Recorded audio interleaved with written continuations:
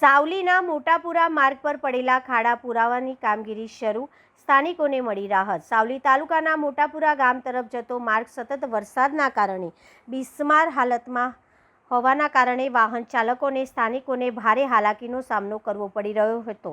Road પર મોટા ખાડા પડી જતા રોજિંદી અવરજવર મુશ્કેલ બની હતી। ખાસ કરીને મોટાપુરા રેલવે ફાટક તરફ જતા લોકો અને આસપાસની કંપનીમાં નોકરી માટે આવતા જતા કર્મચારીઓ માટે પરિસ્થિતિ વધુ કઠિન બની હતી।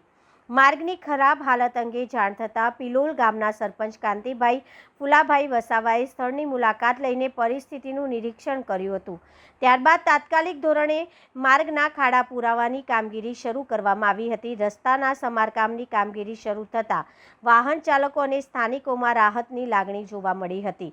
સ્થાનિકોના જણાવ્યા મુજબ સતત વરસાદના કારણે માર્ગ જોખમી બની ગયો હતો અને અકસ્માતનો ભય પણ રહેતો હતો।